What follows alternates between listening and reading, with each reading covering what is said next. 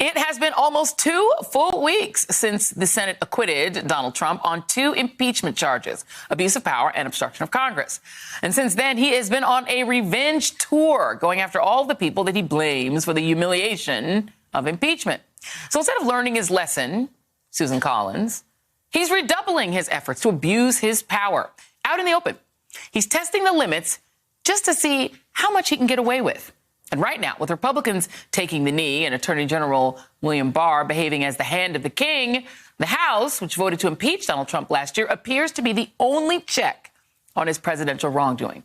So what do they plan to do about it? And what can they do to make sure that he does not continue abusing his power?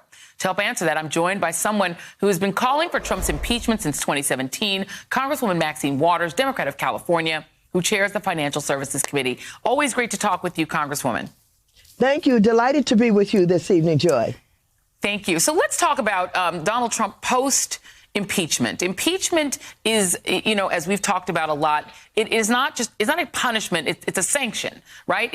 Even if a president is not removed, it's meant to be a sanction and send a message that this is the limit beyond which you cannot go. Donald Trump seems to be blowing directly through that limit, ignoring that sanction and behaving even worse than he did before. Is there anything that Congress can do about that, having already pulled the lever of impeachment? No, you know, Joy, you're absolutely correct. We've gone through the trial. The House voted to impeach him, but the Senate did not act responsibly, and they basically exonerated him. And so we have a president that's out of control. Remember, the president said he could stand on Fifth Avenue and shoot somebody and nothing would happen to him. He's always believed that. And so now that he's gone through the impeachment, which he never thought that he was going to go through, he is going to get revenge. He is going to show you that there are no limits to the presidential power. And, you know, while everybody's talking about the commutations and the pardons and the clemency and all of that, he's going to be even worse. He is going to wreak revenge on some people. I don't know in all the ways that he's going to do it.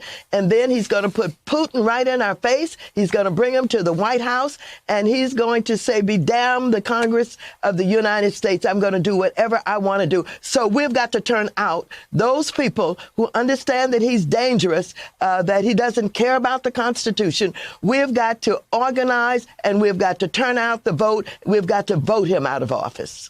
And so do you believe that if Donald Trump is reelected, that he will drop all sanctions on Russia and, as you said, bring Vladimir Putin to the White House? Oh, absolutely. Absolutely. He will pardon Manafort. He will lift all the sanctions from Russia. He'll be even more involved with the oligarchs of Russia, and he's going to bring Putin to the White House. I believe that, if he's reelected. But we've got to make sure those of us who really respect and care about the Constitution and know that Russia has hacked into our Democratic National Committee and to our state election systems. And we are knowing very well that they're going to do it again in this election.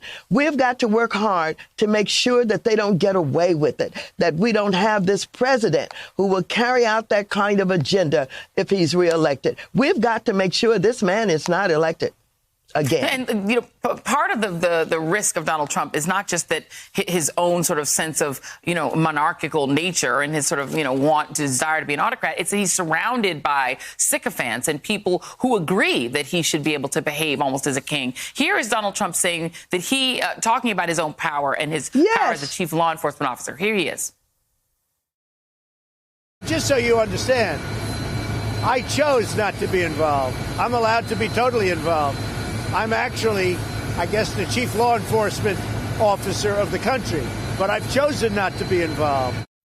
And he's talking about the Roger Stone case, but he's being enabled by that by the Attorney General. Here is William Barr. He's insinuated before that presidents are the chief law enforcement officer, that they essentially have absolute power. This is a quote from a speech he gave way back in 2001, talking about what he said to George H.W. Bush while serving as his Attorney General. He wrote, "I remember right before we indicted the Pan Am 103 people, the investigation was going on, and the president, George H.W. Bush, said to me, would it be okay for you to brief us on the National Security Council on where things stand. Would it be okay? Well, I work for you. You're the top law enforcement officer, as long as it's okay. The fact that Donald Trump has this man as Attorney General, who is a monarchist, who does believe he should be king, in a sense, is that even more dangerous than Donald Trump's own proclivities? Well, the American people should be focused on Barr, and we should all be joining with all of those federal prosecuting attorneys who have decided that he should step down, that he should resign. We should be supporting them. We should be backing them up. And I'm anxious to see what all of these federal judges who have decided they can't wait until their yearly association meeting, that they should pay attention to what's going on now and review what has happened. I'm anxious to see what they're going to come out with. But the American public should get behind this if they care anything about our democracy. You know, for all of those people who say that they, honor the flag and that they are in support of, our democracy being strengthened. For all of those people who say that, where are you? Can't they see what is happening? We're in a constitutional crisis in this country with the president who's running amok. He's out of control.